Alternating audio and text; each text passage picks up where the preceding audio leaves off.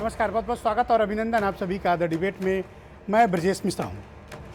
बहनों भाइयों, कानून व्यवस्था सरकार के इकबाल से चलती है। कानून व्यवस्था सरकारों की धमक से चलती है।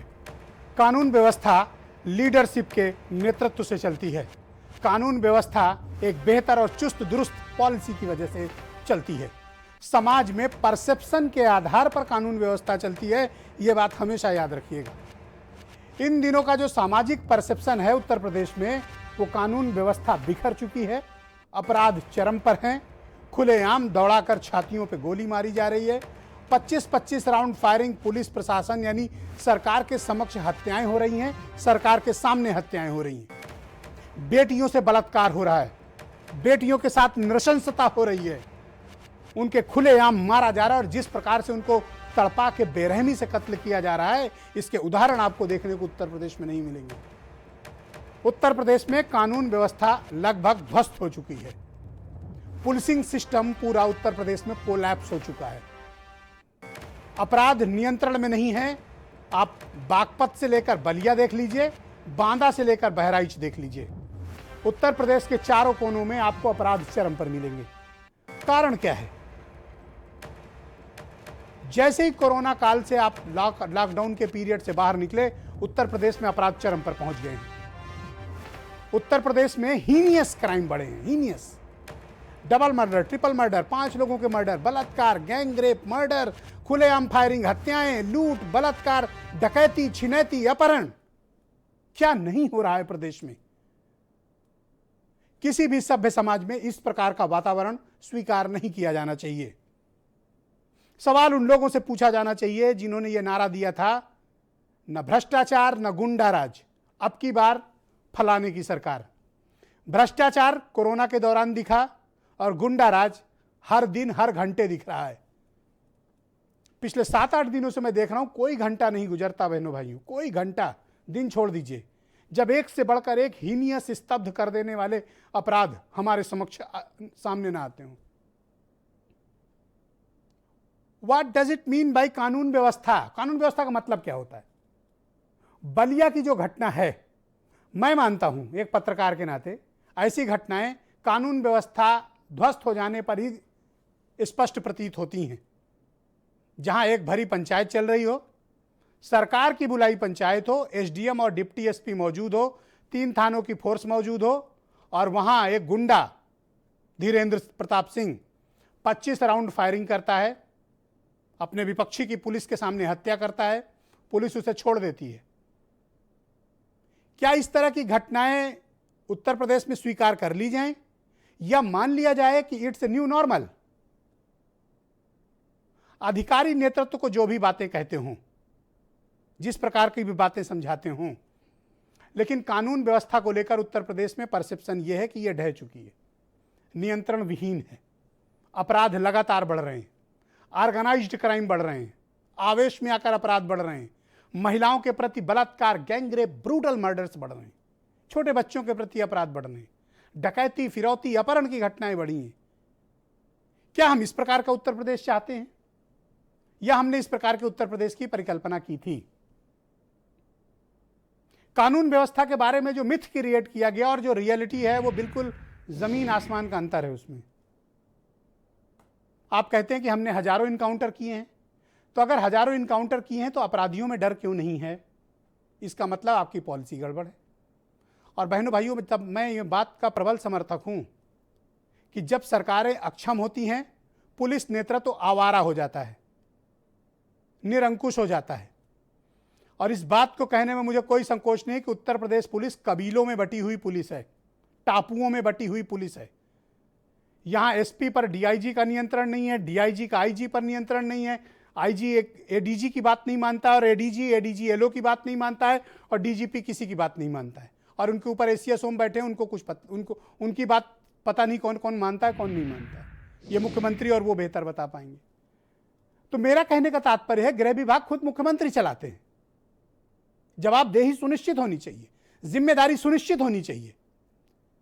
किसी भी समाज में विकास कार्य या जन कल्याणकारी योजनाएं, परोपकारी योजनाएं निरर्थक मानी जाएंगी अगर उस समाज में अपराध है, उस समाज की बहन बेटियां दिन में ना निकल पाएं तो। शाम को लोग ना निकल पाए तो, खुलेआम हत्याएं हों, सारे विकास कार्य निरर्थक हैं। जब समाज सुरक्षित नहीं है तो विकास का क्या करेगा? विकास को कहां रखेगा? शिक्षा को कहां रखेगा? रोजगार को कहां रखेगा? इंडस्ट्रियलाइजेशन को कहां रखेगा?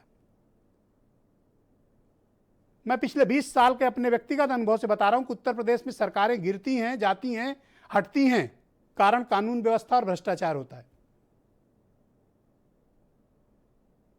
इस सच को कोई प्रेजेंट चीफ मिनिस्टर स्वीकार नहीं करता, परिणाम आने के बाद स्वीकार करते हैं।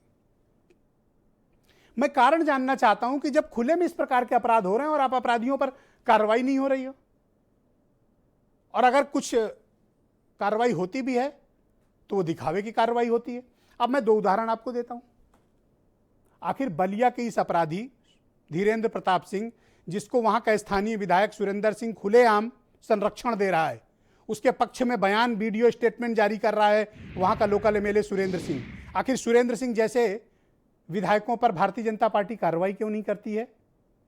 धीरेन्द्र प्रताप सिंह, जिसने ये सारा कुछ घटना अंजाम दिया, इस पर गैंगस्टर एनएसए की कार्रवाई क्यों नहीं हुई? इसका घर क्यों नहीं गिराया गया? बहनों भाइयों, पूछा जाना चाहिए। गैंगस्टर एक्ट नहीं, एनएसए नहीं, और इसका घर नहीं गिराया गया। इसने एसडीएम और डिप्टी एसपी 3 थानों के इंस्पेक्टर के सामने 25 राउंड फायरिंग की, एक व्यक्ति को मार गिराया, पाल समाज के। इस पर कोई कार्रवाई नहीं हुई, अब तक पकड़ा नहीं गया जब तक मैं डिबेट कर रहा हूं। गोंडा में महंत को छाती पर गोली मारने वाला माफिया अमर सिंह आज तक फरार है, कार्रवाई नहीं हुई। हाथरस की घटना आप सब लोग देख ही रहे हैं। तो कुछ घटनाएं ये इंगित करती हैं कि सरकार का कुछ सॉफ्ट कॉर्नर कि कुछ अपराधियों के प्रति है। कोई लोग अपराध करते हैं तो उनके घर बुलडोज कर दिए जाते हैं, उनकी माताओं और बहनों बेटों को थाने घसीट लाया जाता है। 2 दिन की नवविवाहिता पर 17 गंभीर धाराएं लगाकर उसको गैंगस्टर बना दिया गया। खुशी दुबे उत्तर प्रदेश की सबसे बड़ी अपराधी घोषित हो गई, जेल काट रही है, जिसकी 2 दिन पहले शादी हुई। तो धीरेन्द्र प्रताप सिंह और अमर सिंह के घर क्यों नहीं गिराए गए? इसीलिए मैं कहता हूं कि परसेप्शन मैटर करता है। फर्जी इनकाउंटर बंद करिए, निकम्मे नकारे अफसरों को किनारे करके बेहतर अफसर आपके पास इसी डीजीपी हेडक्वार्टर में संट पड़े हुए हैं, लाइन हाजिर हैं, उनको लाइए। जब तक एसपी थाने बेचेगा, जब तक आईजी, डीआईजी, एडीजी वसूली करेंगे, जब तक इंस्पेक्टर जनता की गर्दन दबाकर पैसा वसूलता रहेगा, कानून व्यवस्था कभी बेहतर नहीं होगी। जिन जिलों में ईमानदार एसपी मौजूद हैं, पोस्ट हैं, वहां देखिए हाँ हालात ठीक हैं। जहां थाने बिक रहे हैं वहां अपराध बढ़ रहा है। इस सच्चाई को आज स्वीकार कर लीजिए, कल स्वीकार कर लीजिए, 1 साल बाद स्वीकार कर लीजिए, चुनाव के बाद स्वीकार कर लीजिए। बीजेपी का कार्यकर्ता खुद परेशान है और शर्म नहीं आती सुरेंद्र सिंह जैसे विधायकों को। और इनके खिलाफ भारतीय जनता पार्टी कार्रवाई क्यों नहीं करती है? आप तो बड़ी शुचिता की बात करते हैं, आप तो बड़ी नैतिकता की बात करते हैं। खुलेआम एक विधायक हत्यारे का सपोर्ट कर रहा है और कह रहा है आत्मरक्षार्थ फायरिंग की है। आत्मरक्षा में 25 फायर करता है कोई, और वो भी एसडीएम और डिप्टी एसपी के सामने। तो पुलिस ने क्या हाथ में चूड़ियां पहनी हुई थी? काउंटर कार्रवाई क्यों नहीं हुई? उसी वक्त मुठभेड़ में धीरेन्द्र प्रताप सिंह को मार गिराया जाता तो आज समाज में मैसेज कुछ और जाता कानून व्यवस्था को लेकर, अगली घटना कोई नहीं होती। तो मैं फिर दोहरा रहा हूं, सरकारें जब अक्षम होती हैं, पुलिस आवारा हो जाती है और सत्ता बंदूक की नली से निकलती है। जिसको ये बात सच्चाई न मालूम हो वो अपने अपनी जानकारी दुरुस्त कर लें। उत्तर प्रदेश कोई सामान्य राज्य नहीं है, मोस्ट पॉलिटिकली कॉम्प्लिकेटेड स्टेट, और कानून व्यवस्था पर पिछले 20 साल में न जाने कितनी सरकारें गिर गई हैं, चली गई हैं, हार गई हैं। तो जो अपने अपने मुगालते में वो बाहर आए। कौन लोग हैं जो बेईमान भ्रष्ट चोर अफसरों को पोस्टिंग देते हैं? 5-5 आईपीएस अफसरों का घूसखोरी के मामले सामने आए पोस्टिंग में, क्या कार्रवाई हुई उन पे? उनमें से कईयों को तो इनाम बड़े बड़े मिले हुए हैं। जितने नकारे भ्रष्ट बेईमान अफसर इस समय फील्ड पोस्टिंग पर हैं। नतीजा तो यह है, जनता की छाती पर गोली पड़ रही है, उनसे वसूली हो रही है। देखेगा कौन? और इन दिनों एक नया ट्रेंड शुरू हुआ है, बॉडी डिस्पोजल, लाश को जलवा दो किसी तरह। हाथरस बलरामपुर, बाराबंकी, कैसे भी बॉडी डिस्पोज कर दो। ये नई पॉलिसी हो गई है पुलिस की।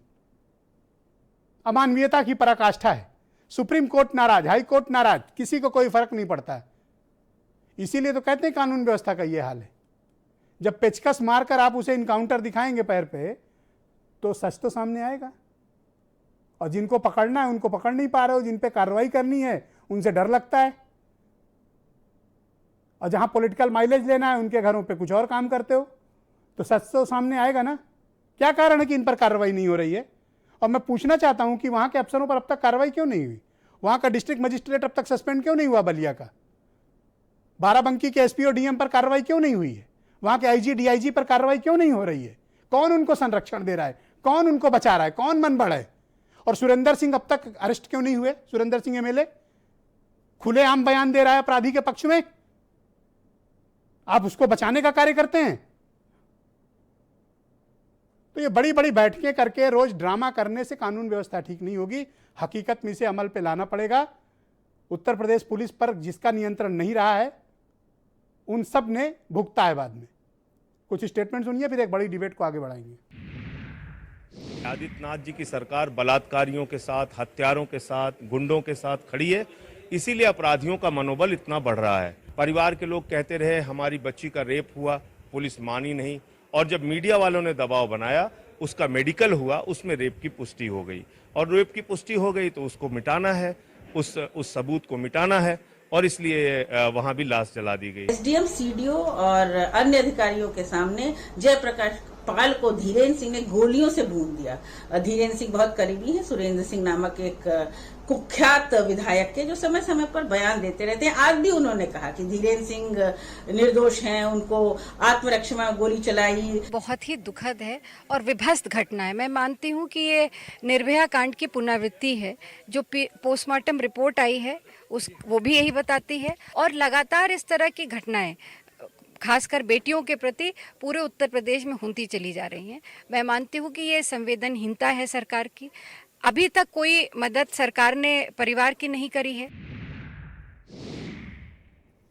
आप जुलाई से उठाकर देख लें, इस वक्त अक्टूबर चल रहा है, 50 से ज़्यादा ऐसी बड़ी घटनाएं हो चुकी हैं जो इसमें रिकॉर्ड में दर्ज हैं।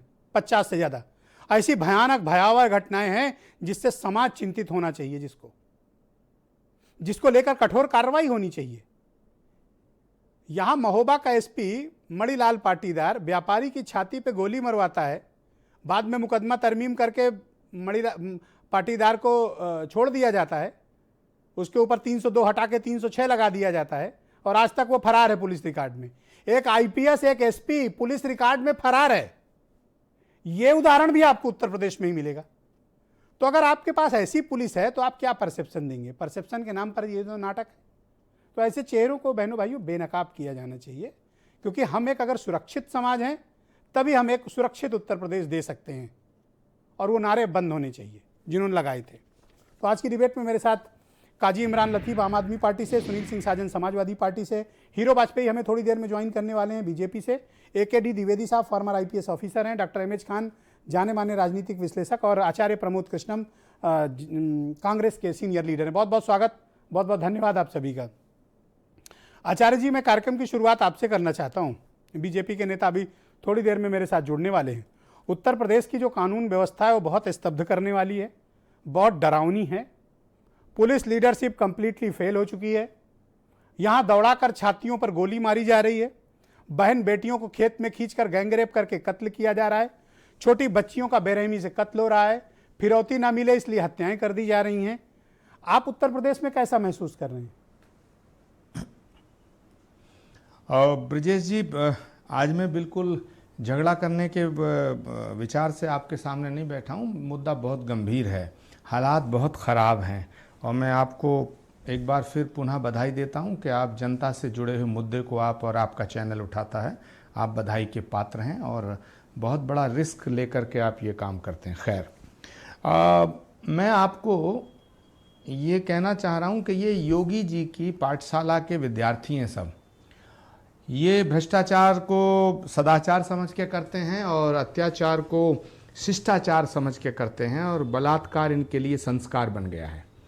मुझे हैरानी होती है इस बात को लेकर के कि जिस तरह की घटना बलरामपुर में घटी, हाथरस में घटी, बाराबंकी में घटी, बलिया में घटी, ये अपराध की पराकाष्ठा है, बीभत्स रूप है अपराध का।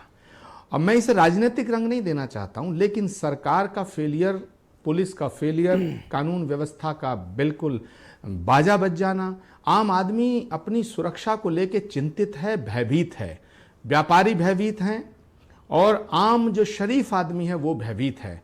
अगर खुले घूम रहे हैं तो माफिया, गुंडे, मवाली। पुलिस का जो रवैया है, आप जैसा बता रहे हैं, मैं आपसे सहमत हूं। गाजियाबाद में बीजेपी के विधायक के मामा को सरेआम ताबड़तोड़ गोलियां मार के मार दिया जाता है, अपराधियों का पता नहीं। जो हाल आज बलिया का दिखाई दिया, और उससे बड़ी शर्मनाक बात यह है, और उससे भी शर्मनाक बात है वहां का स्थानीय विधायक खुलेआम हत्यारे का सपोर्टर है। विधायक ब्रजेश जी एमएलए, और सुनिए एमएलए वो कह रहा है कि भाई आत्मरक्षा में आपने गोली चलाई। अरे भाई, एक गोली चल सकती है, टांग में मारी जा सकती है, हवाई फायर हो सकता है। विधायक का जो एटीट्यूड है वो सरेआम अपराधियों के साथ खड़ा दिखता है। जी, उसने 25 राउंड गोलियां चलाई है और अफसोस की बात यह है 3 पिस्टल लेकर आया था और उसकी हत्या पाल की कर दी जाती है ना, और सारा पुलिस प्रशासन मौन है।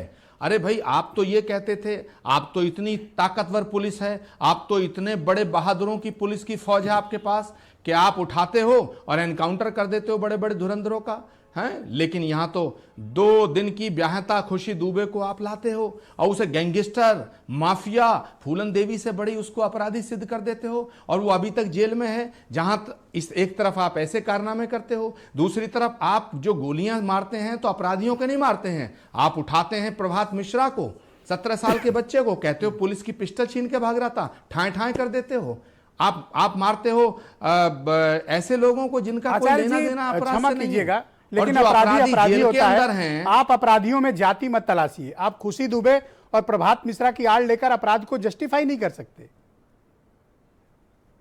नहीं तो खुशी दुबे को मैं क्या कहूं, उसे 16 साल की बच्ची को क्या कहूं, उसके साथ जो दुराचार, अत्याचार और जिस कदर का अपराध हुआ है मैं उसे क्या कहूं। वो प्रभात मिश्रा को 16 साल का ना कहूं तो 60 साल का बताऊं। प्रभात मिश्रा के आगे क्या, प्रभात के आगे मिश्रा लगाना पाप हो जाएगा। मैं कह रहा हूं, मैं राजनीतिक रंग नहीं देना चाह रहा, लेकिन सत्य को बयां करना राजनीति नहीं है। ब्रजेश जी, आप भी प्रभात मिश्रा को प्रभात मिश्रा ही कहेंगे। हाथरस के अंदर जो हुआ, आप आधी रात को शव जला देते हैं, वो भी थिनर से जला देते हैं, पेट्रोल से जला देते हैं, पुलिस अधिकारियों को सस्पेंड करते हैं, जिला अधिकारी को बचा लेते हैं, जबकि पुलिस अधिकारी चिल्ला चिल्ला के कह रहे हैं। तो आप मुझे बताइए, जो आदेश दिए वो सुरेंद्र सिंह जिस धीरेन्द्र प्रताप सिंह को संरक्षण दे रहा है उस पर कार्रवाई क्यों नहीं, उसका घर क्यों नहीं गिरा, एनएसए गैंगस्टर क्यों नहीं लगा? महंत की छाती पर गोली मारने वाला गोंडा का माफिया अमर सिंह अब तक गिरफ्तार क्यों नहीं हुआ? आचार्य जी, आपने पूछा एक बार भी? मेरी बात वो महंत जी से हुई, सीताराम दास से मेरी बात हुई। उन्होंने ये कहा, हैरान करने वाली बात है। एक तो साधु, ऊपर से उन्होंने एसपी से बात की, उन्होंने पुलिस अधिकारियों से बात की, वहां के एसएचओ से बात की कि भाई हम पर हमला हो सकता है, हमें थ्रेट मिल रही है। उसकी सिक्योरिटी हटा देते हैं, होमगार्ड भेज देते हैं। इसका मतलब है हत्या में शामिल है पुलिस प्रशासन। कमलेश तिवारी कहता मर गया, वो गरीब ब्राह्मण मर गया, उसने कहा भी मुझे आतंकवादी मार देंगे, मेरी जान को खतरा है, मेरी सिक्योरिटी विड्रॉ मत करो। लेकिन उसकी सिक्योरिटी विड्रॉ हुई, आतंकवादियों ने उसे मार दिया। तो ये क्या हो रहा है? तो क्या आप ये कहना चाहते हो कि जाति के आधार पर यहाँ चिंतित हूं? उत्तर प्रदेश में पुलिस काम करती है, जाति देखती है अपराधियों की? देखिए, मैं इस समय कुछ नहीं कहना चाहता, मैं सिर्फ एक ही बात कहना चाहता हूं कि उत्तर प्रदेश में प्रत्येक व्यक्ति सुबह जब उठता है तो भगवान से प्रार्थना करता है कि किसी तरह से शाम हो जाए और फिर अगली सुबह हो जाए। कोई भी तबका, कोई भी वर्ग सुरक्षित नहीं है। अगर कोई सुरक्षित है, अगर कोई बेखौफ है, तो माफिया बेखौफ हैं, अपराधी बेखौफ हैं, या भारतीय जनता पार्टी और मुख्यमंत्री के संरक्षण में पल रहे उनके सुनील सिंह साजन बेखौफ। बाकी शरीफ आदमी का जीना दुश्वार हो चुका है। सुनील सिंह साजन, ये उत्तर प्रदेश की कानून व्यवस्था को क्या हो गया? ये तो आ ही थे आपको इस बात पे हटा के कि न भ्रष्टाचार न गुंडा राज, अब की बार फलाने की सरकार। तो ये फलाने की सरकार में हो क्या रहा है उत्तर प्रदेश में? बलिया की घटना स्तब्ध करती है भाई। देखिए ब्रजेश जी, जहां तक सवाल उत्तर प्रदेश की कानून व्यवस्था का है तो उसकी तो हत्या हो गई, और उसकी हत्या खुद माननीय मुख्यमंत्री योगी आदित्यनाथ जी ने की है। आप बताइए, जिस प्रदेश में 2 साल से अधिक ऐसा व्यक्ति डीजीपी रहा हो, जो जिले बेचता रहा हो, जिले जो बिके होंगे तो थाने बिके होंगे। चंदौली में आपने देखा होगा, मुगल सराय में एक सूची वायरल हुई कि थाने वसूली की सूची। तो उत्तर प्रदेश में कानून और कानून व्यवस्था दोनों खत्म हो गई। उत्तर प्रदेश की सरकार अगर कहीं नतमस्तक है तो अपराधियों के सामने, बलात्कारियों के सामने, लुटेरों के सामने, जमीन कब्जा करने वालों के सामने वहां गिर गई, नतमस्तक हो गई। एमओयू किया है अपराधियों से, बलात्कारियों से, रंगदारी मांगने वालों से योगी सरकार ने। गठबंधन में चल रहा है, अपराधी चला रहे हैं सरकार। 25 और फायर हो रहा है डीएम और डिप्टी एसपी। देखिए मतलब ये सरकार होते हैं भाई जिले में, ब्रजेश जी, सामने ये सरकार नहीं, सरकार क्या है? वहां एडिशनल एसपी है, वहां एसडीएम है, 3 थानों की फोर्स है, सारे लोग और सरकारी बुलावे पे। और वहां पर भारतीय जनता पार्टी का गुंडा वो सरेआम 25 राउंड फायर करके गोली मार देता है एक पाल समाज को। और मैं इस पर राजनीति नहीं कर रहा हूं, लेकिन मैं आपकी डिबेट के माध्यम से सरकार से जानना चाहता हूं। क्या जानना चाहते हैं? कि उन्नाव में आप सरकार विधायक के पक्ष में क्यों खड़ी हुई? हाथरस में 4 दरिंदों के पक्ष में क्यों खड़ी हुई? गोंडा में अमर सिंह के पक्ष में क्यों खड़ी हुई? और अब बलिया में धीरेंद्र सिंह के पक्ष में क्यों खड़ी? देखो सुनील जी, कहानी मत समझाओ, आप खुलकर बोलो। आप जो कहना चाहते हो खुलकर बोलो। नहीं, मैं ये कहना चाहता हूं कि माननीय मुख्यमंत्री जी का जाति चेहरा सामने आया है। जाति मतलब? जाति मतलब जाति। जाति मतलब? जाति मतलब जाति। कौन सी जाति? ठाकुर अजय सिंह बिष्ट की जाति। ओके, तो ये जो जाति मतलब चेहरा आया है, ठाकुर होगा तो बच जाएगा, आप ये कहना चाहते हो? मैं अगर बाराबंकी की बात करूं ब्रजेश जी, मैं 1 मिनट केवल लूंगा। मतलब जो उत्तर प्रदेश में बहन बेटियों के साथ हो रहा है, अभी आचार्य जी ने जो कहा, सबका मन खराब हो जाता है, सब चिंतित हैं, सब परेशान हैं। आपने भी कहा मन विचलित हो जाता है। योगी आदित्यनाथ जी का मन विचलित नहीं होता? सरकार में लोग मन विचलित नहीं होते? कल अभी नवरात्रि है, माननीय मुख्यमंत्री जी अब 9 दिन के व्रत रहेंगे। माननीय योगी जी, आप किसके व्रत रहेंगे? सीता सुरक्षित नहीं, गीता सुरक्षित नहीं, लक्ष्मी सुरक्षित नहीं, सरस्वती सुरक्षित नहीं, अर्चना पूजा सुरक्षित नहीं। अरे वो कन्याएं जिनके आप पैर धुलते हो, उनके साथ दरिंदगी हो रही है। ना तो आपको दुर्गा मां माफ करेंगी और ना ही ये बेटियां कार्रवाई होती है। जी, जाति देखकर कार्रवाई होती है? नहीं, जाति देख करके मदद होती है। ओके, अगर सुरेंद्र सिंह ठाकुर अजय सिंह बिष्ट के बिरादरी के नहीं होते, तब तक विधायक का घर गिर गया होता और वो अपराधी अब तक इनकाउंटर में मार दिया गया होता। हमारे नेता ने पूछा है कि बताओ कब पलटेगी गाड़ी। अब बलिया में नहीं पलट रही गाड़ी। अरे पलट जानी चाहिए। अपराधी की कोई जात नहीं में भी नहीं पलटी थी झांसी में। नहीं, अपराधी की कोई जात नहीं होती। Okay, all right. Hero Vajpayee ji इस वक्त मुझे ज्वाइन कर चुके हैं, भारतीय जनता पार्टी के स्पोक्स पर्सन है। वाजपेयी जी, बहुत स्वागत। थोड़ा विलंब से आप जुड़े। आपके पहले आचार्य प्रमोद कृष्णम और सुनील सिंह साजन अपना पक्ष रख चुके हैं। उत्तर प्रदेश की कानून व्यवस्था इतनी खराब क्यों हो गई? अपराध इतने क्यों बढ़ रहे हैं? बलिया का दृश्य देखकर निश्चित तौर पर आप जैसे भले व्यक्ति निश्चित तौर पर बहुत विचलित हुए होंगे और अपनी सरकार पे आपने तमाम प्रश्न खड़े किए होंगे। बाराबंकी की घटना देख लीजिए। हम नियमित इस वक्त देख रहे हैं कि शायद ही कोई घंटा गुजरता हो जब उत्तर प्रदेश में कोई हीनियस क्राइम नहीं होता हो। आप तो आए थे इस नारे के साथ, न गुंडा राज, पर आपकी सरकार में तो गुंडा राज चरम पर है। ये क्यों भाई? ब्रजेश जी, अगर आंकड़ों की बात करेंगे तो पूरे देश में जो घटनाएं होती हैं उसके रेशियो में उत्तर प्रदेश कम है। अगर आप घटनाओं की बात करेंगे पिछली सरकारों से, तो एनसीआरबी की तमाम रिपोर्टें हत्या, गैंगरेप, बलात्कार में कमी आई है। पर मैं मानता हूं कि आप इतिहास उठा के देखिए, लोग कहते हो बहुत सख्त राजा था, लेकिन अपराधों में कमी कर पाता था, अपराध खत्म नहीं हुए। लेकिन आप अपराधों का ग्राफ देखेंगे कि उत्तर प्रदेश में योगी आदित्यनाथ की सरकार में कम हुए, और जो लोग कहते हैं गाड़ी पलटेगी, जनता ने उनकी गाड़ी पलटा रखी है।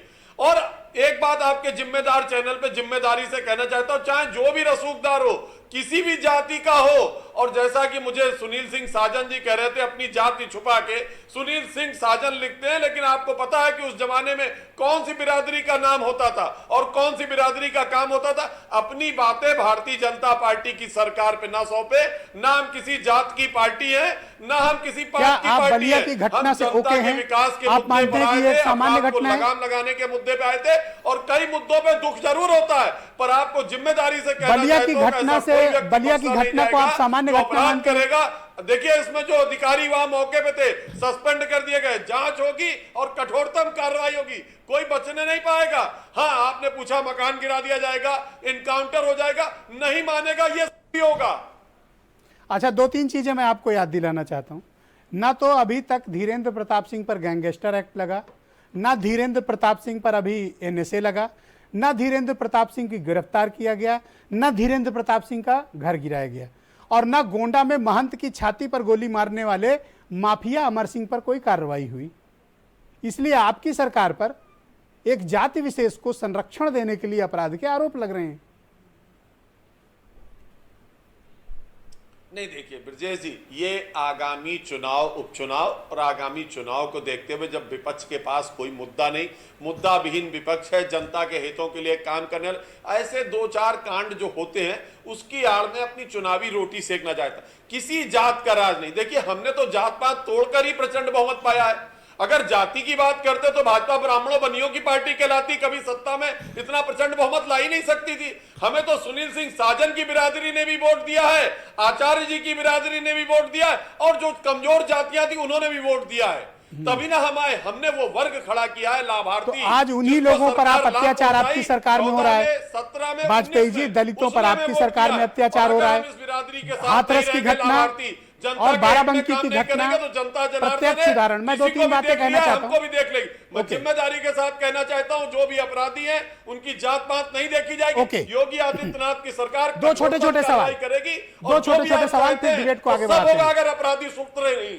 देखिए, हाथरस की घटना, दलितों पर अत्याचार, बाराबंकी की घटना, दलितों पर अत्याचार, आप उठाकर देख लीजिए बलिया की घटना, ओबीसी समाज पर अत्याचार। की घटना में कौन आदमी दोषी पाया गया? खुशी दुबे को आपने जेल में डाल रखा है, इंद्रकांत त्रिपाठी की छाती पर आपका एसपी गोली मरवाता है। कौन सी कम्युनिटी बची जिसके खिलाफ आपकी सरकार में अपराध न होते हो? की जात बिना देखे काम होगा उत्तर प्रदेश में ब्रजेश जी।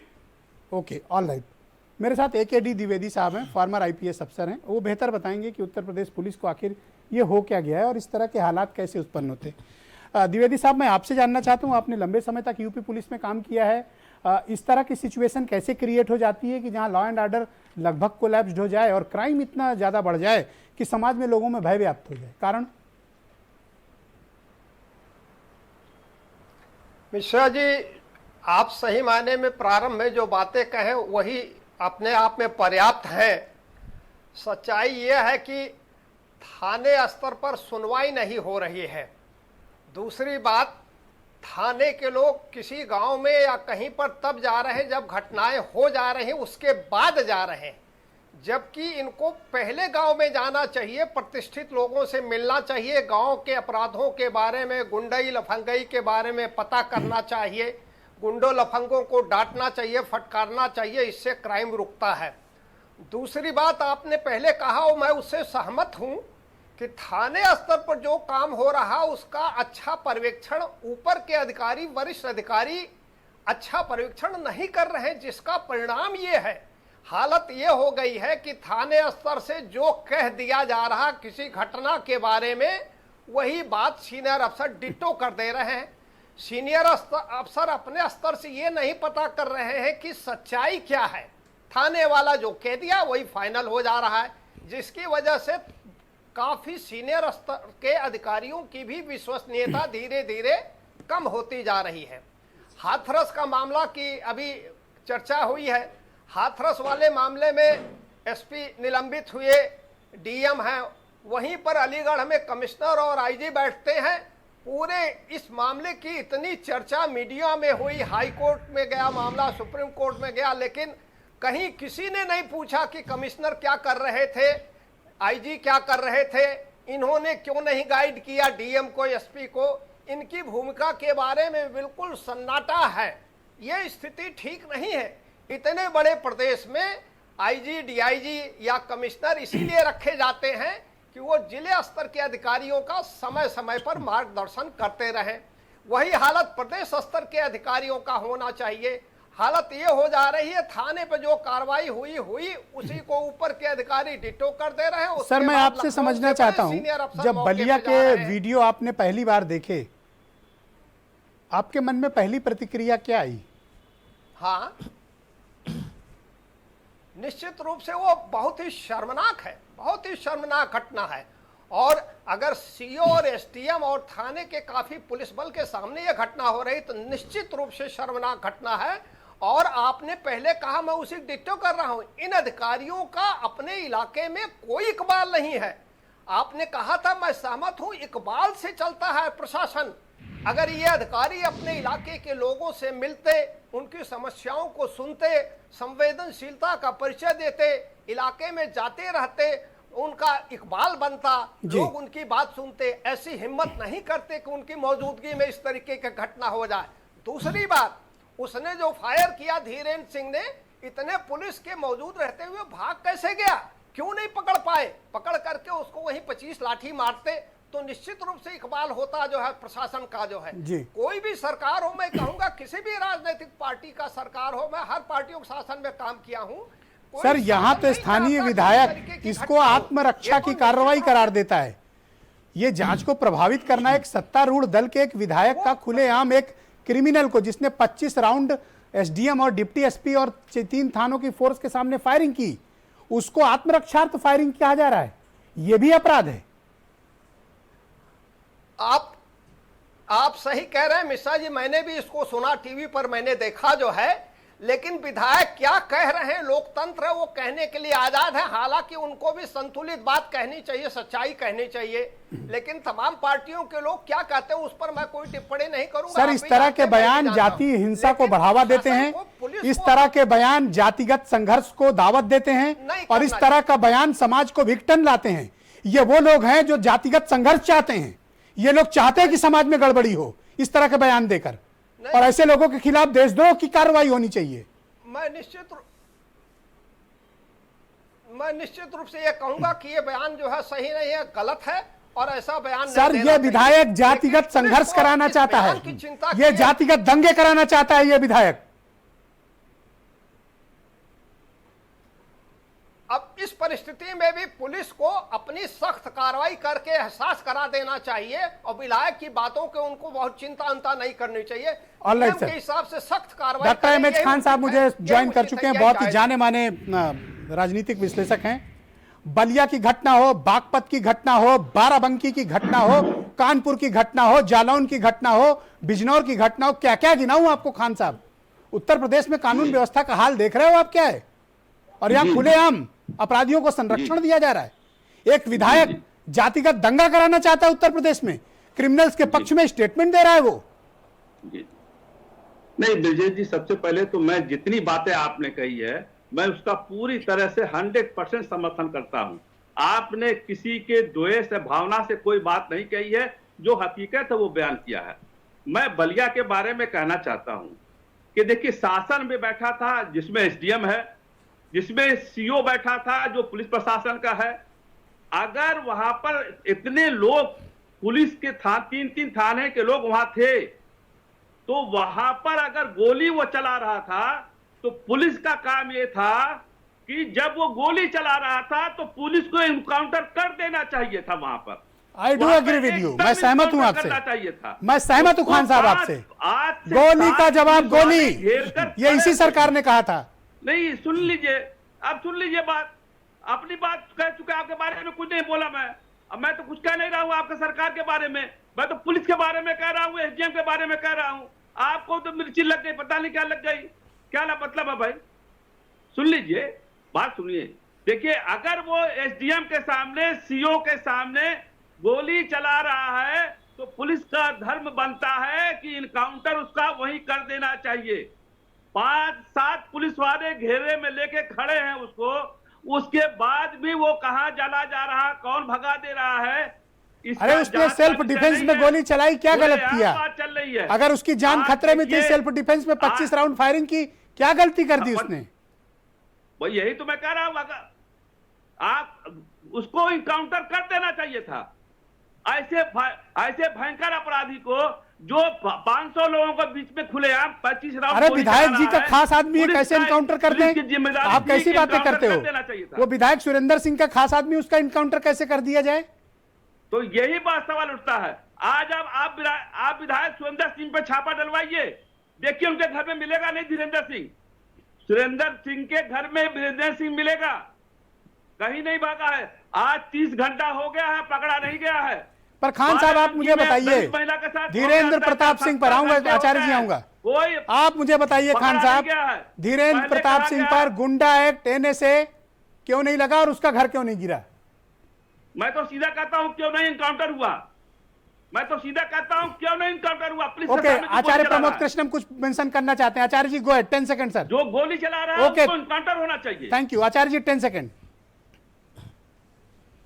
ब्रजेश जी, मैं खान साहब की बात से बहुत सहमत हूं। एक बात बताइएगा कि ये अभी हाथरस का जो जिक्र हुआ, मुझे बताइए अगर हाथरस में सब कुछ सही था तो पुलिस वाले सस्पेंड क्यों किए गए?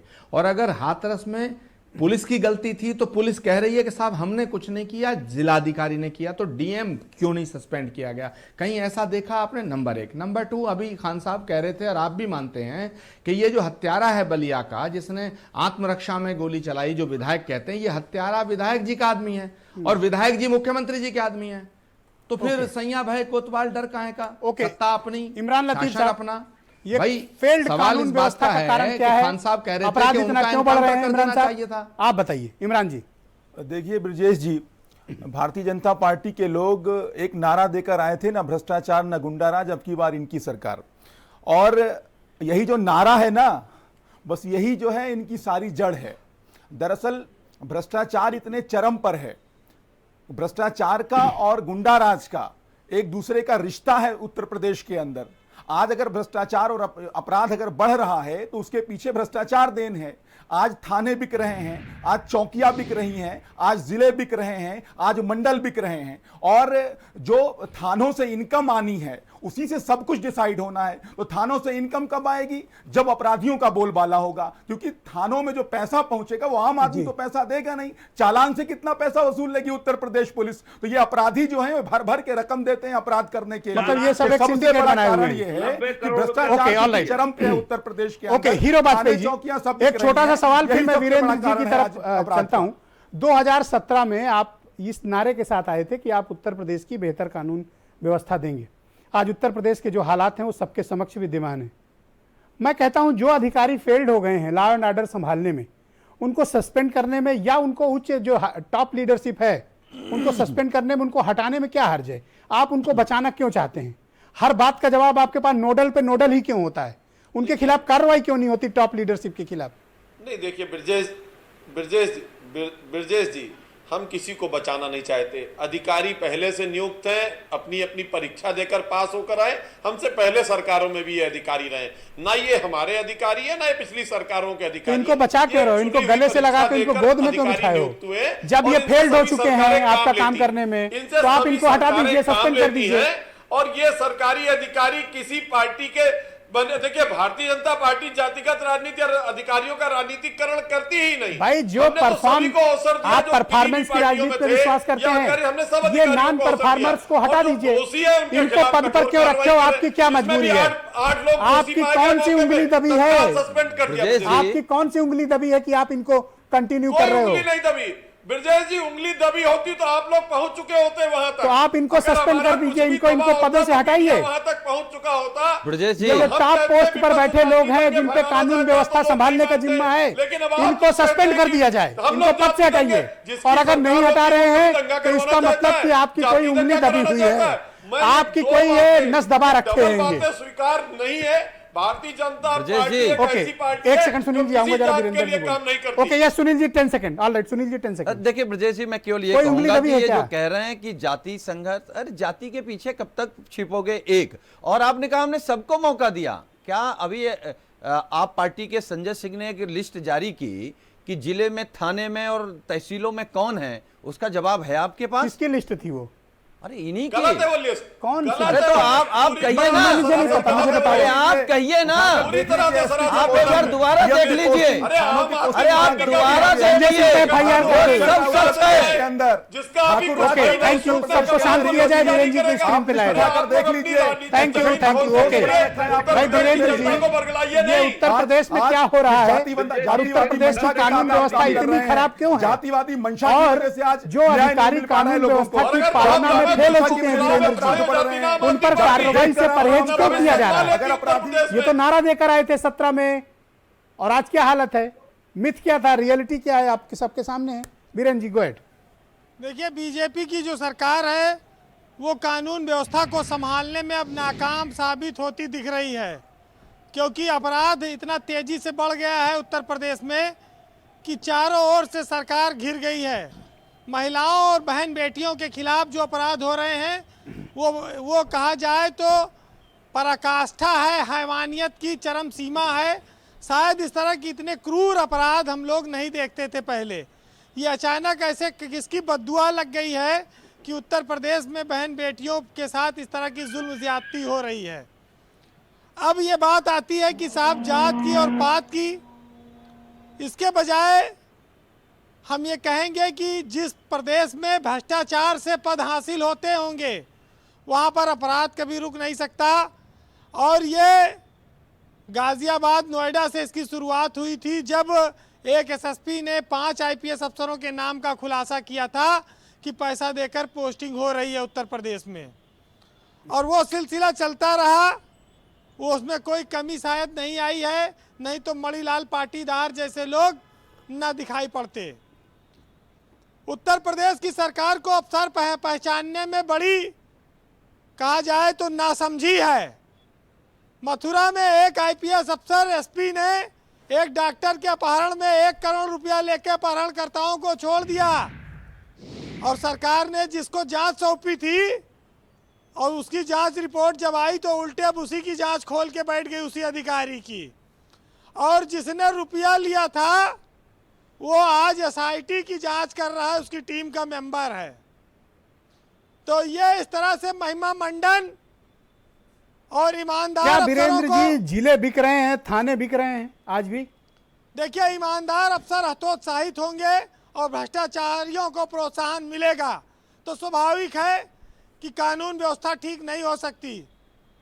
जिले ना बिक रहे होते तो थाने कैसे बिकते? जो पैसा दे के जाएगा तो वो क्या अपनी बीवी बच्चों के गेहूं जेवर और घर के गेहूं बेच के पैसा लाएगा?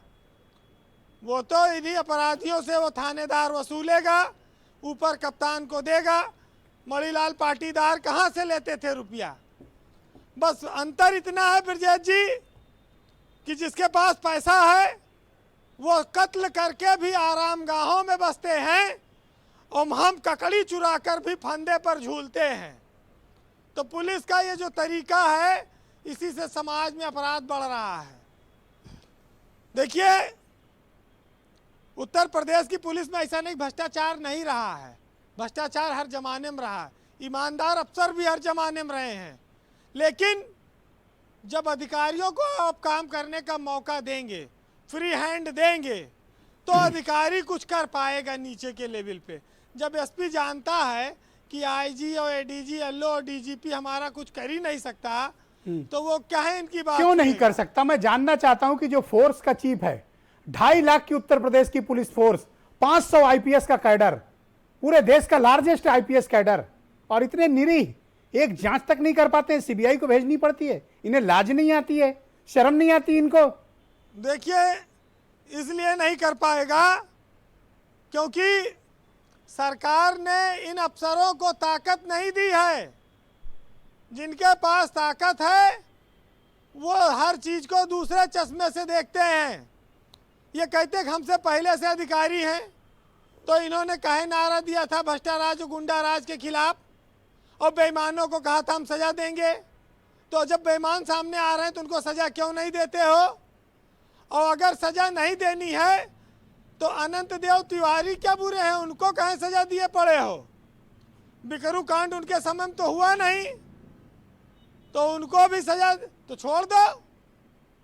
जब मनीलाल पाटीदार को अरेस्ट नहीं कर सकते, बाराबंकी में कार्रवाई नहीं कर सकते, हाथरस में कार्रवाई नहीं कर सकते, चित्रकूट में कार्रवाई नहीं कर सकते, बलरामपुर में नहीं कर सकते, तो काहे जो है इनका डीजीपी क्या करता रहता, मैं समझ नहीं पा रहा हूँ।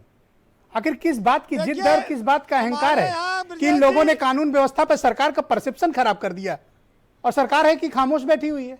हमारे यहाँ कुछ अधिकारी मूक बधिर विद्यालय से पढ़े हुए हैं, जो डिग्री तो उच्च कोर्ट की हासिल कर लेते हैं, लेकिन वो बोलते नहीं हैं, सुनते नहीं हैं।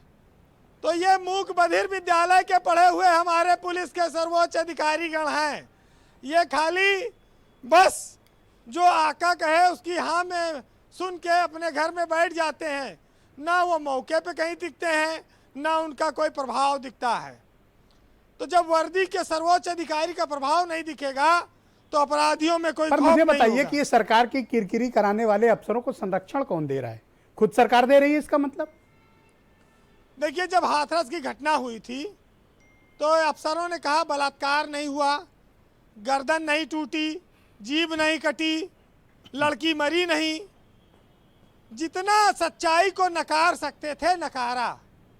नहीं, द्विवेदी जी ठीक बात कह रहे थे। द्विवेदी जी ने कहा कि थाने से जो बता दिया जाता है ऊपर तक वही डिट्टो है, वही सच है, वही अंतिम सच मान लिया जाता है। अब समस्या ये है कि जब ऊपर से हर निर्देश प्राप्त होंगे और मौके पे पल्ला झाड़ लिया जाएगा जी, द्विवेदी जी तो आऊंगा नीचे के लोग फंसेंगे ही फंसेंगे। जी, वर्दी से लोगों का विश्वास क्यों उठ रहा है?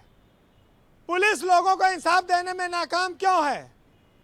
क्योंकि पुलिस को कमाई करना है, पुलिस को कच्ची शराब से आमदनी करनी है, फर्जी बसें चलवानी है, फर्जी शराब की दुकानों से पैसा लेना है, फर्जी लोगों को जेल भेजना है, निर्दोषों को। ये सब पुलिस की प्राथमिकता है। जी जो ईमानदार अफसर हैं, इलाहाबाद में अपराध की बाढ़ आई हुई थी, आज देखिए एक अफसर तैनात हुआ, इलाहाबाद का कहीं अब नाम चर्चा में है अपराध में।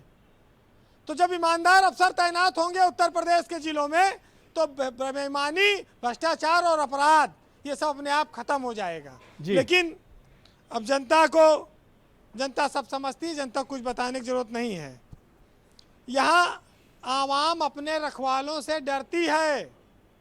यहाँ जनता पुलिस वालों से, वर्दी वालों से मुंह फेर लेती है। और बीजेपी की सरकार पिछली और सरकारों की तुलना में जब अपने आप को देखेगी तो पाएगी कि मायावती और अखिलेश यादव कि जिनके नाम पर ये घेरते थे, जिस भ्रष्टाचार पर और जिस कानून व्यवस्था पर, उसको बनाए रखने में ये नाकाम हो गए हैं। और बीजेपी की मतलब उनसे भी कई लेवल नीचे चले गए हैं। बीजेपी की सरकार में हर चीज का रेट लोग कहते हैं बढ़ गया है। अब कार्यकर्ता थाने वहां जाता है काम कराने तो डंडा मार के भगा दिया जाता है। तो जिस प्रदेश में सत्तारूढ़ दल के कार्यकर्ताओं की कोई हैसियत ना हो, उनके विधायकों के कुर्ते फाड़ दिए जाते हो, वहां पुलिस गुंडा राज भी करेगी, भ्रष्टाचार भी करेगी, और जो करना हो कर लो, क्योंकि वो जानती है कि तुम हमारा कुछ नहीं बिगाड़ पाओगे। जी वीरेन जी, तो चलिए 4 लाइन कहूंगा, बाकी तो सब बातें हो ही रही हैं। एक साहित्यकार ने लिखा है कि राजनीतिक दलों के लिए रेप, बलात्कार, हत्या कोई बहुत बड़ी बात नहीं होती है, इनके लिए चुनाव जीतना सबसे अहम है। तो उसने, एक साहित्यकार ने ये लिखा है कि रेप होता है तो होने दो, और मेरे बच्चे थोड़ी हैं, और ये सब गरीब हैं, कोई गाय थोड़ी हैं, और वो आएगा वक्त तो रो लेंगे मिलजुल कर, और अभी उत्तर प्रदेश में चुनाव थोड़ी है। जी वीरेन जी, बिल्कुल ठीक बात आपने की, बहुत बहुत धन्यवाद। AKD द्विवेदी साहब, आप कुछ पक्ष रखना चाह रहे थे? Yes sir, please go ahead. हाँ, ये कहना चाह रहा था मिश्रा जी कि ये भ्रष्टाचार एक प्रमुख कारण है इस स्थिति के लिए।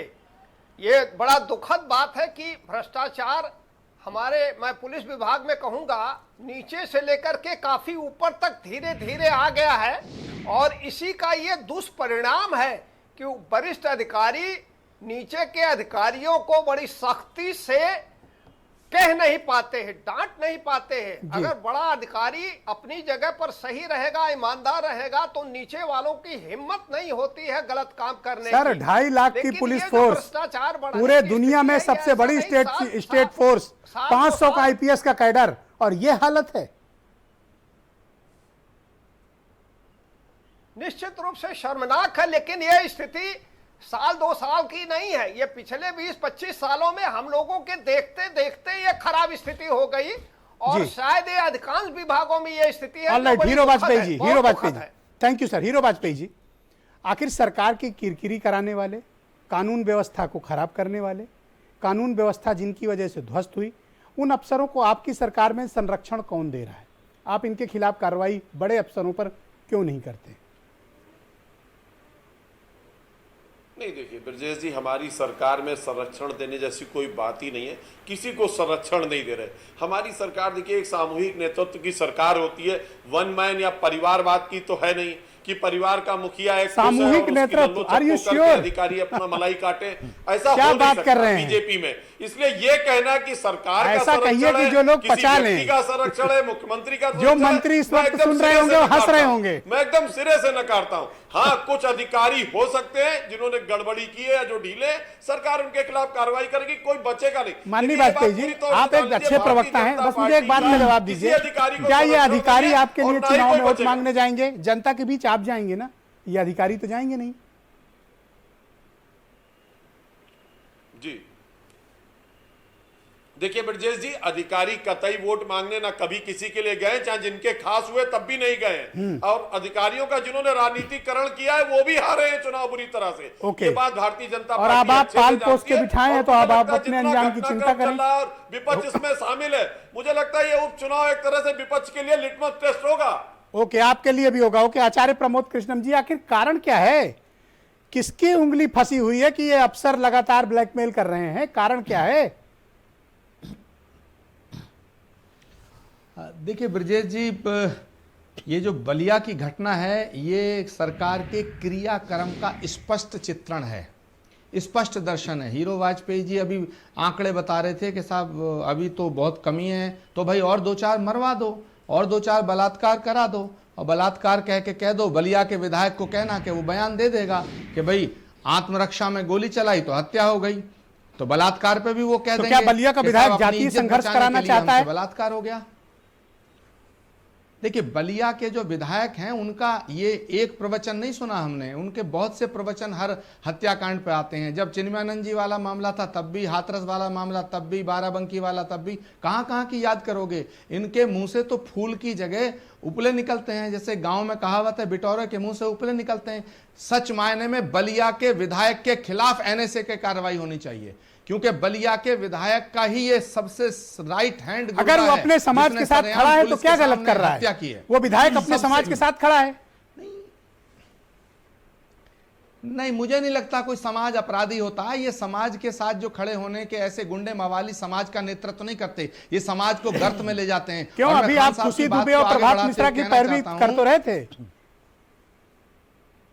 तो खुशी दुबे की तुलना आप इस अपराधी से करेंगे, हत्यारे से करेंगे? खुशी दुबे एक बच्ची है, नाबालिग, कोर्ट से सिद्ध हो चुकी है, उसके बाद जेल में है। सरकार को खुशी दुबे के ऊपर हो रहे अत्याचार का प्रायश्चित करने में बहुत युग लग जाएंगे ब्रजेश जी, मैं आपको आज बता रहा हूं। और ये एनकाउंटर की बात करते हैं, अरे एनकाउंटर, सच्चा एनकाउंटर वो होता जो आज इनके सामने, पुलिस के सामने, अगर उस हत्यारे ने गोली चलाई थी उसे मार दिया जाता, उसे गिरफ्तार कर लिया जाता, या उसकी जान बचा दी जाती।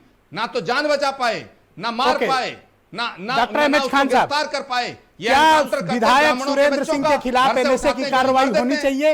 ये व्यक्ति जातिगत विद्वेष फैला रहा है, होनी चाहिए, जातियां बांटना चाहता है, समाज में संघर्ष कराना चाहता है। ये व्यक्ति के बयान दंगा फैला सकते हैं, इसके खिलाफ कार्रवाई होनी चाहिए। डॉक्टर अहमद खान। हाँ, सुरेंद्र सिंह के खिलाफ कार्रवाई करेगा कौन? वो तो मिली भगत उनकी है। आज तक उनको, अभी इतना बड़ा कांड हो गया, भारतीय जनता पार्टी के प्रदेश के किसी नेता ने कोई नोटिस भेजी कि आप ऐसे बयानात मत दीजिए, आप ये गंदे बयानात बंद करिए? मैं देखिए फिर वही बात कह रहा हूं, जो बात सही है वो बात मैं कह रहा हूं कि अगर सीओ के सामने, एसडीएम के सामने, 3 पुलिस थाने के वालों के सामने अगर कोई अपराधी गोली चलाता है तो पुलिस का धर्म यह होता है कि उसको इनकाउंटर कर दे। 5 आदमी उसको घेर के, 5 पुलिस वाले घेर के खड़े हैं और छोड़ दिया गया, और विधायक कह रहा है कि वो आत्मरक्षा में गोली तो चलाई क्या है। आपको लगता है कि विधायक तो दंगा खाना कराना क्या चाहता कर रहा था है, वहाँ? जातिगत संघर्ष कराना चाहता है, जातियों को बांटना चाहता है, समाज में भी द्वेष चलाना फैला नहीं रहा है? चाहता, ऐसे माहौल बना दे रहा है कि जाति संघर्ष हो जाएगा। तो सुरेंद्र सिंह पर बाकी एफआईआर बहुत क्यों से नहीं लोग हो कह रही रहे है? हैं कि पाल सुरेंद्र बिहारी सिंह को पर मार दिया, देशद्रोह पाल की बिहारी को एफआईआर मार क्यों दिया। नहीं? तो ये सब चीजें आगे बढ़ती और जाएंगी। सुनील सिंह साजन, क्या आपको लगता है कि सुरेंद्र सिंह जो विधायक है वो हत्यारों को संरक्षण दे रहा है, जिसके कारण वहां जातिगत विद्वेष फैले, इस तरह के वो बयान दे रहा है, उसके खिलाफ कार्रवाई भी नहीं? देखिए ब्रजेश जी, भारतीय जनता पार्टी का जो विधायक सुरेंद्र सिंह है वो हत्यारे के साथ खड़ा है, मजबूती के साथ खड़ा है, लेकिन वो जाति दंगा नहीं कराना चाहता। योगी सरकार जाति दंगा कराना चाहती है, और इसलिए कराना चाहती है कि अपनी नाकामी छिप जाए, कोरोना महामारी का घोटाला छिप जाए, रोजगार नहीं दे पा रहे हैं वो छिप जाए, सड़कें खराब हैं वो छिप जाए, किसान आत्महत्या कर रहे हैं वो छिप जाए, बहन बेटियों के साथ बलात्कार हो रहे हैं, बेटी को न्याय नहीं मिल पा रहा है वो छिप जाए। कानून व्यवस्था फेल होने के लिए? नहीं, कानून व्यवस्था ठीक करने के लिए जिम्मेदारी गृह विभाग की है। गृह विभाग किसके पास है? योगी आदित्यनाथ जी के पास है। तो जिम्मेदार कौन होगा? सुरेंद्र सिंह थोड़ी जिम्मेदार होगा। सुरेंद्र सिंह तो उस अपराधी को इसलिए बचा रहा है क्योंकि उसको योगी जी पर भरोसा है। और क्या चाहते हो? उसको योगी जी पर भरोसा है कि योगी जी उस बदमाश को, उस अपराधी को, उस पकड़ा तो अमर सिंह भी नहीं गया, तो पकड़ा वीरेंद्र प्रताप सिंह कैसे जाएगा जी? पकड़ा तो अमर सिंह भी नहीं गया। नहीं, सिंह लिख करके कैसे पकड़ लोगे आप? ये आप कह रहे हो, मैं थोड़ी कह रहा हूं। नहीं, ये सरकार कह रही। अरे पुलिस ने छोड़ दिया। ओके, इमरान साहब, आपको क्या लगता है भाई, इसके लिए जिम्मेदार कौन है? क्या अधिकारी जिम्मेदार है या सरकार खुद डायरेक्ट रिस्पॉन्सिबल है? देखिए, इसमें जहां तक बात है कि सीधी बात है कि जो कानून व्यवस्था का मामला है वो गृह मंत्रालय के अधीन आता है। गृह मंत्रालय जो है माननीय मुख्यमंत्री जी के अधीन आ रहा है, और माननीय मुख्यमंत्री जी जो इनकी यूपी पुलिस है उसको अपनी लठैत की तरह इस्तेमाल कर रहे हैं, उसको जहां चाह रहे वहां बड़े अच्छे से इस्तेमाल कर रहे हैं। आज भी उन्होंने परिवर्तन चौक पे बहुत ढंग से इस्तेमाल किया हम लोगों के खिलाफ। जब बाराबंकी की घटना को हम लोग उठा रहे थे तो पहले ले जाके बंद गाड़ी में हमको बंद किया गया, गेट बाहर से बंद किया गया जहां मैं खुद मौजूद था, और उसके बाद 4-5 पुलिस वालों ने मिलकर जिस तरीके से कुटाई की है आम आदमी पार्टी के कार्यकर्ताओं की, तो पुलिस की हनक, पुलिस का मर्दानगी, पुलिस बहुत बहुत धन्यवाद, बहुत शुक्रिया आप सभी का, बहुत बहुत धन्यवाद। उत्तर प्रदेश में बहनों भाइयों, कानून व्यवस्था की स्थिति बहुत खराब है, अपराध चरम पर है, महिलाओं के प्रति, गरीब के प्रति, दलितों के प्रति, तमाम तरह के अपराध बहुत बड़े हैं। अगर वक्त रहते सरकार ने इस पर ध्यान नहीं दिया तो इसका बड़ा खामियाजा उसे भुगतना पड़ सकता है। बहुत बहुत शुक्रिया, धन्यवाद, नमस्कार।